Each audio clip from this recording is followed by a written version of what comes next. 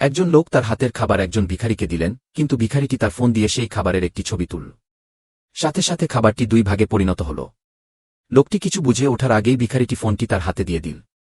সে লোকটিকে বলল যে এই ফোনটি যেকোনো জিনিসের হুবহু নকল তৈরি করতে পারে। এই কথা বলে সে অদৃশ্য হয়ে গেল। লোকটির সন্দেহ হল যে সে হয়তো কোনো প্রতারকের পাল্লায় পড়েছে, তাই সে একটি বিলাসবহুল গাড়ির ছবি তুলল।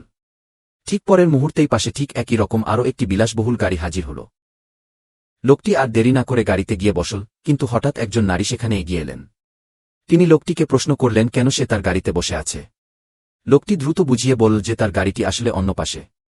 নারীটি ঘুরে তাকিয়ে সেটি দেখতে পেলেন। তিনি অপ্রস্তুত হয়ে লোকটির কাছে ক্ষমা চাইলেন, কিন্তু লোকটির নজর পড়ল ওই নারীর হাতে থাকা একটি বাক্সের উপর যাতে স্বর্ণবার লেখা ছিল। সে ওই নারীকে জিজ্ঞেস করল সে কি ওই বাক্সের একটি ছবি তুলতে পারে। নারীটি রাজি হলেন। তিনি যখন বাক্সটি খুললেন লোকটি দ্রুত একটি ছবি তুলে নিল। নারীটি চলে যাওয়া মাত্রই সে একই রকম স্বর্ণবার তৈরি করে ফেল।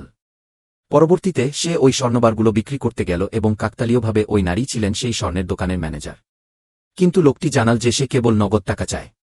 ম্যানেজারকে তখন তার কর্মচারীদের নগদ টাকা আনার নির্দেশ দিতে হল। বাড়ি ফিরে লোকটি সব টাকা বিছানার উপর ঢেলে দিল। সে তোর সই ছিল না ফোনটি দিয়ে সেগুলোর ছবি তোলার জন্য। এভাবেই মাত্র একদিনে সে বহু লক্ষ টাকার মালিক হয়ে গেল। কিছুক্ষণ পর সে মলে গেল কিছু পোশাক কিনতে। সেখানে আবার ওই নারীর সাথে তার দেখা হল। নারীটি খুব উৎসাহের সাথে তাকে কিছু পোশাক পছন্দ করে দিলেন এবং গোপনে সেগুলোর দাম পরিশোধ করে দিলেন। লোকটি যখন বিষয়টি জানতে পারল সে খুব লজ্জিত বোধ করল। সে জিজ্ঞেস করল তাকে সাহায্য করার মতো কোনো কাজ আছে কিনা।